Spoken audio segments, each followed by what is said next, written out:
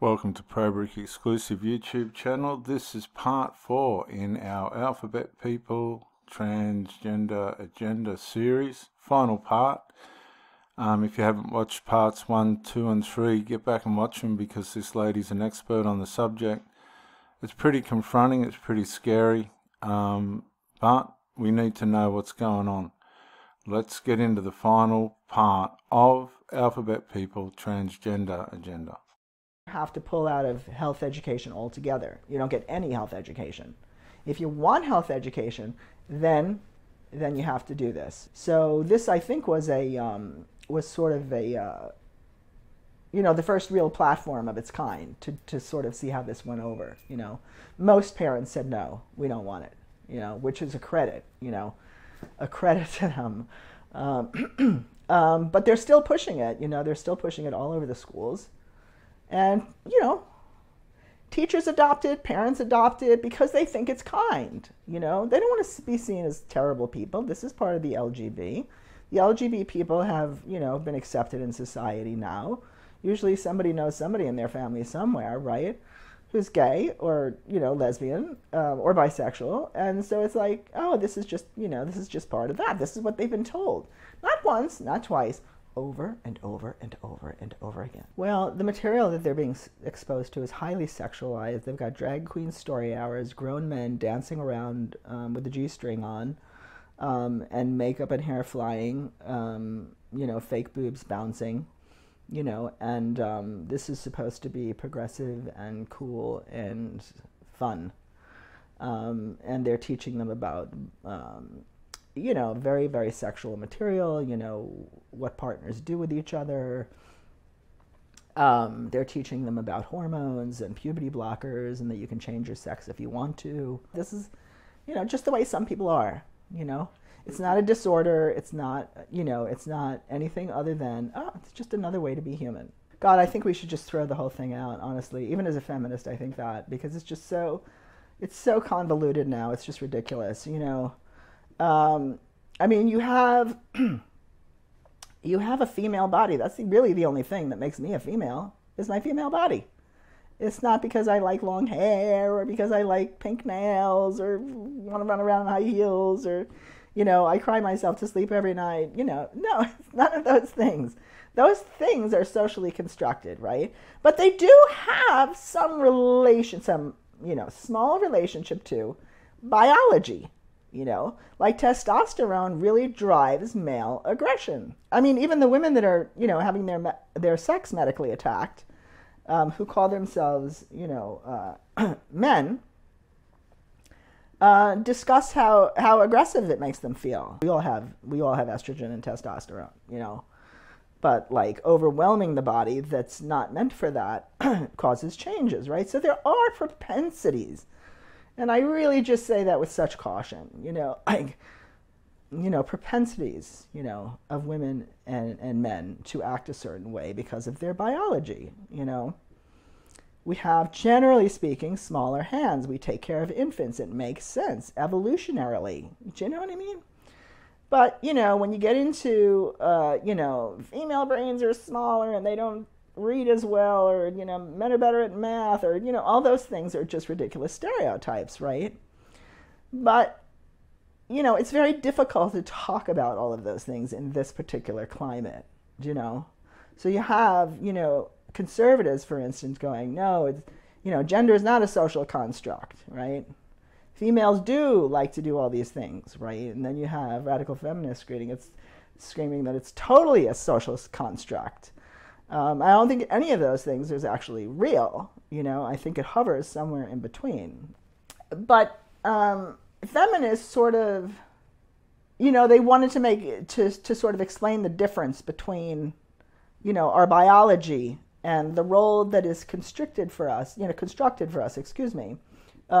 under male supremacy, basically, where we get the shitty end of the, the attributes, that are docile and non-active and demure and, whereas men get all the active qualities, assertive, take action, blah, blah, blah. So it was originally meant to talk about that hierarchy, right? But now it's like, because like I said, in this particular environment, it's completely useless. Just throw it the hell out, you know.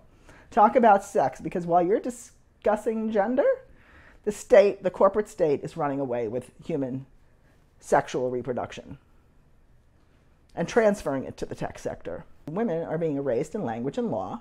It's like we don't exist.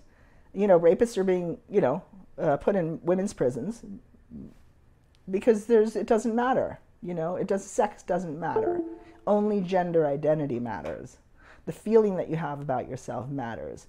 So women are being erased in language and law. And mostly women are having their biology deconstructed. You know, young women are getting the double mastectomies.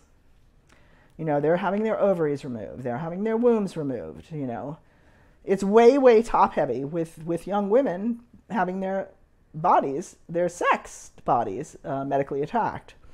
So this isn't just some ideological thing going around of female erasure. This is actually happening. And you have to ask the question, well, why is this happening? Why would they do that? And when you follow the money, like I do, you find the answers. It's all going to the tech sector, to the, you know, they want to take over human reproduction with technology. People worry about, you know, well, this is crazy, where is it going? And, you know, but look at where it is. It's absolute madness out there. You can't talk about reality without bringing the law down upon you. Women are being arrested, legally arrested, for saying that, you know, men can't be women. So where it's going, you know, the money points to, you know, them sort of overlaying a virtual reality over the natural world and subjugating the natural world. When it comes to trimming your balls, you gotta level up your game. The brand new Lawnmower 4.0, all the big techie guys, they're all talking about it. They don't hide it. Metaverse for Zuckerberg, Singularity for Ray Kurzweil, who's also mentored Martine Rothblatt. He says we're, you know, in very short order, we're going to be living as a different species. We're going to be post-human. Now, he's considered one of our greatest intellectuals, public intellectuals. He works for Klaus Schwab at the World Economic Forum. And he says that, you know, we're building a virtual reality, that we actually live in a virtual reality already, which I actually agree with, and that it's going to be more solidified, and it's going to be more important and more significant than the natural world. And this is where they're taking this. Whether they get there or not is anybody's guess, because there's not a whole lot of planet left for them to destroy and colonize in order to get the resources to build the tech that they need to do this. However, but that's never stopped anybody. Do you know what I mean? We can't do it. You know, we shouldn't do it. Never stopped anybody. Look at the way they're sexualizing children, too. I mean, this is like, you know, the first people to dissociate from their physically sexed body are, you know, rape survivors and kids who have been sexually molested, right? They dissociate, you know, because they're being traumatized sexually, right? So, and they're flooding children's mainstream media, their schools and other institutions with this highly, highly sexual material. And it's just really overwhelming. I mean, when you think about the things that we're exposed to, I mean, as adults, I mean, the crazy, you know, sexual activity that's out there, the wars, the violence, the shows that are on television, everything is so violent, you know. Before the, you know, the advent of the internet, we didn't have that kind of exposure to all of those things outside of our own little community, you know. So we become traumatized, and traumatized people don't move. Their initial response is to freeze if you're being traumatized. You know, somebody comes into a bank and they hold you up and they put a gun in your face, you're going to freeze. You're not going to do anything. You know, and people are really sort of frozen in terms of responding to this.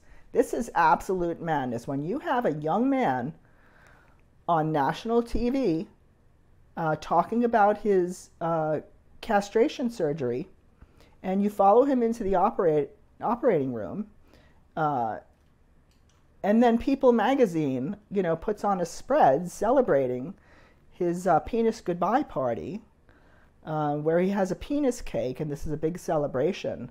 This is absolute madness. And we should all be saying so. And the fact that we're not is a very, very big problem. That we've gotten to the point where we can't say what's real, what's horrible. It's absolute madness. Food for thought, isn't it? If you haven't already, subscribe to the channel, press the bell, like the video, and share the videos. That's part 4. Well, that's the conclusion in this series. Again, share the videos, and this is Parabricki. Bye for now.